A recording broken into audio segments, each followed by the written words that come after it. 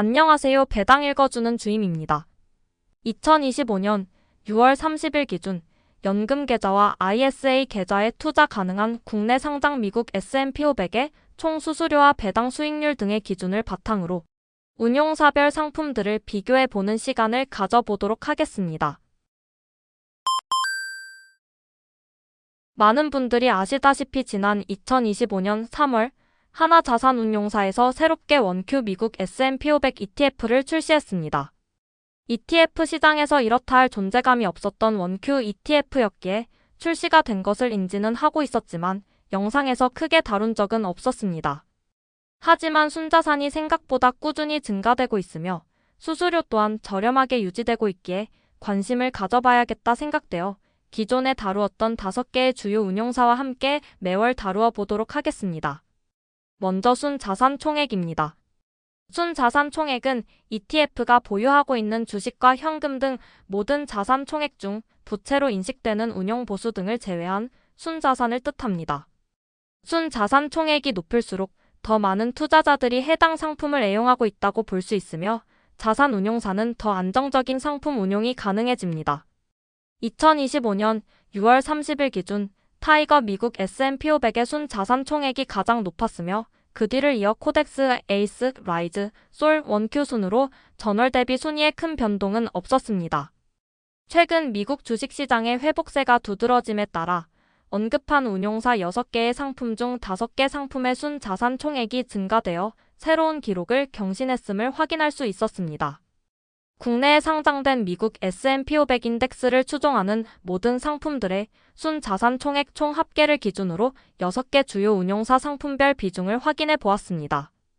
앞서 확인한 것과 마찬가지로 순자산 총액은 역대 가장 높은 모습이며 타이거의 비중은 낮아지는 추세임과 동시에 다른 운용사들의 상품 비중은 일정 수준을 유지하거나 조금씩 증가하고 있습니다. 6개의 운용사 상품 외에도 미국 S&P 500 인덱스를 추종하는 국내 상장 ETF 상품들은 다양하지만 앞서 설명드린 바와 같이 높은 순자산 총액의 ETF 상품은 장점이 분명함에 따라 상위 6개 상품을 위주로 비교를 계속 진행해 보도록 하겠습니다. 다음은 총 수수료입니다. 수수료는 일반적으로 운용사 홈페이지마다 명시되어 있으나 이는 총 수수료의 일부만 명시한 것이며 지금 설명드릴 총 수수료는 총 보수 비용과 판매 수수료율, 매매 중개 수수료율을 합친 수수료로서 금융투자협회에서 조회됩니다.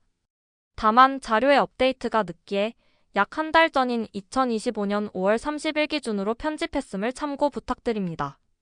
2025년 5월 30일 기준 원큐 미국 S&P 500이 가장 저렴한 수수료를 유지하고 있으며 그 뒤를 이어 타이거, 라이즈, 에이스, 코덱스, 솔 순임을 확인할 수 있었습니다. 원큐 미국 S&P 500의 출시 당시 압도적으로 낮은 수수료율이 지속 가능할 것인지에 대해서 많은 의문을 품고 있었지만 이번 2025년 5월까지 낮은 수수료율은 지속되고 있으며 당분간은 손해를 감수하고서라도 점유율을 끌어올리기 위해 저렴한 수수료율을 유지할 확률이 높을 것 같습니다. 하지만 세계 최대 규모의 미국 S&P 500 ETF를 운용 중인 뱅가드의 VOO ETF조차도 0.03%의 수수료율이 책정되어 유지되고 있는 만큼 원큐의 수수료율은 꾸준히 지켜봐야 할 필요가 있을 듯 합니다.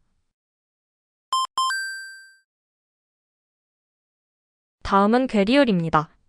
괴리율은 실제 ETF 가치 대비 시장에서 거래되는 가격의 차이를 뜻합니다. 괴리율이 크다는 것은 실제 ETF의 자산 가치 대비 시장에서 거래되는 가격의 차이가 크다는 뜻으로 괴리율이 0%에 가까울수록 ETF의 실제 자산 가치를 잘 반영한다고 볼 수 있습니다.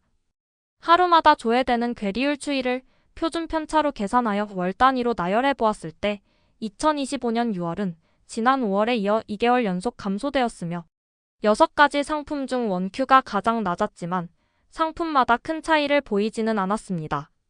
다음은 배당 수익률입니다. 2025년 6월에는 월 배당 ETF 솔 미국 S&P 500과 분기 배당을 하고 있는 원큐 미국 S&P 500이 배당금을 지급했으며 모든 상품이 2025년 2분기에 배당금 지급을 완료했습니다. 2025년 6월 30일 기준 라이즈가 가장 높은 배당 수익률을 기록했으며 다음은 타이거, 에이스, 솔, 코덱스, 원큐 순이었습니다. 코덱스와 원큐의 경우에는 2025년 2분기부터 배당금을 지급했기에 배당 수익률이 다른 상품들에 비해 비교적 낮다는 것을 참고해 주시면 감사하겠습니다.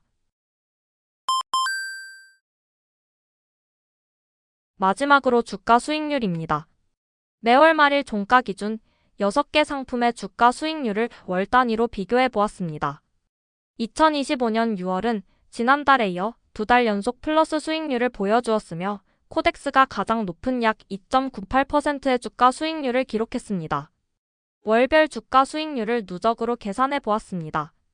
2달 연속 플러스 주가 수익률을 기록했음에도 2025년에 들어서는 여전히 마이너스 누적 주가 수익률을 보이고 있으며 원큐 미국 S&P 500은 지난 2025년 3월에 상장했기에 유일하게 플러스 수익률을 기록하고 있습니다. 원큐를 제외한다면 코덱스가 가장 높았으며 가장 낮은 수익률을 보이는 타이거와는 약 0.3%의 차이를 보였습니다.